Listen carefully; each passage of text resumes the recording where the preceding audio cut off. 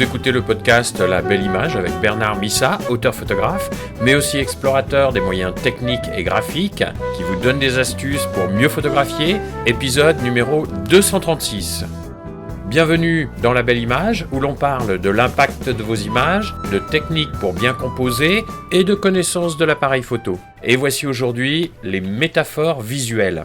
Créer des métaphores visuelles en photo est une manière de communiquer des idées ou des émotions plus ou moins complexes de manière subtile et imagée. Une métaphore visuelle associe deux éléments disparates pour faire ressortir un message implicite.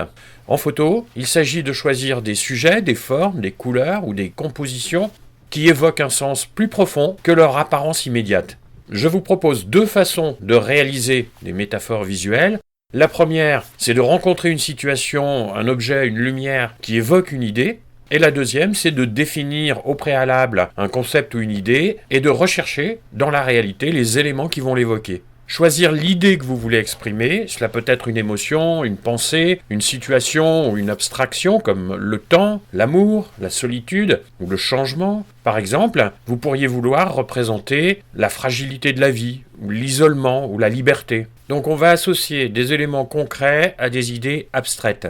La clé de la métaphore visuelle, c'est de trouver des éléments concrets qui évoquent des idées abstraites, comme par exemple le temps, un vieux cadran solaire ou des feuilles mortes qui tombent, l'amour, deux arbres dont les branches s'entrelacent ou des mains qui se touchent délicatement, la liberté, un oiseau en vol ou une fenêtre ouverte avec des rideaux flottants. Et pour parvenir à nos fins, pour mettre en scène notre sujet, il est intéressant d'utiliser des contrastes et des oppositions qui vont renforcer la métaphore. Par exemple, juxtaposer un mur en ruine à côté d'une jeune plante verte peut symboliser l'espoir et la résilience après la destruction.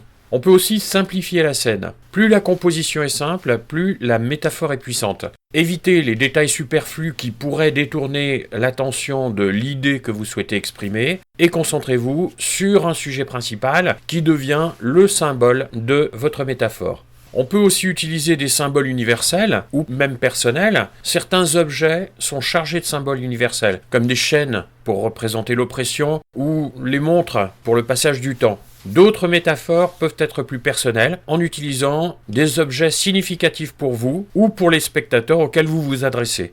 On peut aussi jouer avec l'échelle et la perspective. Modifier l'échelle ou la perspective peut créer une métaphore visuelle forte. Par exemple, photographier un petit insecte au premier plan dans un vaste décor en arrière-plan peut représenter la vulnérabilité ou l'insignifiance d'un individu face à l'immensité du monde. On peut aussi utiliser la lumière et les ombres. La lumière est un outil très puissant pour les métaphores visuelles. Une source de lumière forte derrière un sujet peut créer une silhouette fine et mystérieuse qui va suggérer une part d'inconnu. Des ombres longues et prononcées peuvent aussi évoquer le passé ou le doute.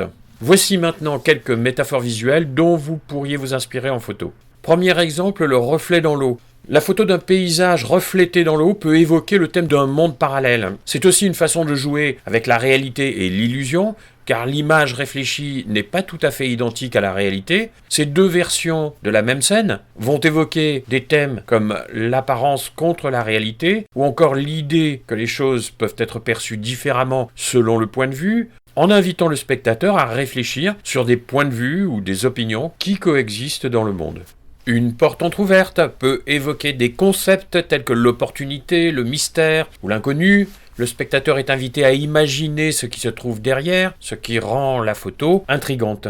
Autre exemple, un ballon qui flotte dans le ciel nuageux peut suggérer une métaphore de l'enfance, de la liberté, mais aussi de la fugacité, car le ballon est voué à disparaître. Des chaussures vides sur un trottoir peuvent symboliser l'absence, la perte ou le départ. Cela invite à une interprétation plus émotionnelle du contexte. La présence des chaussures sans la personne qui les porte évoque automatiquement un manque, une disparition. Cette absence peut symboliser une perte personnelle ou une rupture. Un arbre sec dans un champ verdoyant peut symboliser la mort ou la stérilité dans un contexte de vie et de croissance. Ce contraste fort crée une métaphore visuelle sur la coexistence du début et de la fin, ou sur le passage du temps. Dès maintenant, du sable qui s'écoule symbolise aussi le temps qui passe ou la perte de contrôle. Ce genre de métaphore fonctionne bien pour illustrer une certaine impermanence. Pour finir, voici quelques techniques pour renforcer les métaphores. Le flou et la mise au point sélective en utilisant une faible profondeur de champ pour isoler le sujet et le rendre central dans l'interprétation. La couleur et la saturation, des couleurs vives peuvent évoquer l'énergie ou la joie, tandis que des tons plus ternes ou monochromes peuvent évoquer la tristesse, le passé ou la nostalgie. La symétrie et la symétrie. La symétrie peut suggérer l'équilibre et l'harmonie, tandis que l'asymétrie peut indiquer le désordre ou le conflit. Les textures et les motifs, des textures rugueuses, peuvent symboliser des difficultés, tandis que des surfaces lisses peuvent évoquer la facilité ou la tranquillité. La photo, en tant qu'art visuel, est un médium parfait pour créer des métaphores. L'important est de réfléchir à l'idée ou à l'émotion que nous souhaitons transmettre, puis d'associer des éléments visuels à cette idée. Une métaphore visuelle bien conçue engage l'imagination du spectateur, invite à aller au-delà de l'apparence pour comprendre un sens plus profond. La Belle Image est publiée chaque lundi et vous propose des techniques, des astuces, des idées et des moyens de composition dont le but de mieux réaliser votre expression photo et de donner plus d'impact à vos images. N'hésitez pas à me laisser un commentaire ou une question pour me faire part de ce qui vous intéresse le plus à développer dans votre pratique de la photo. Si vous ne l'avez pas déjà fait, téléchargez le manuel de composition en cliquant sur le bouton placé sur la page de l'épisode.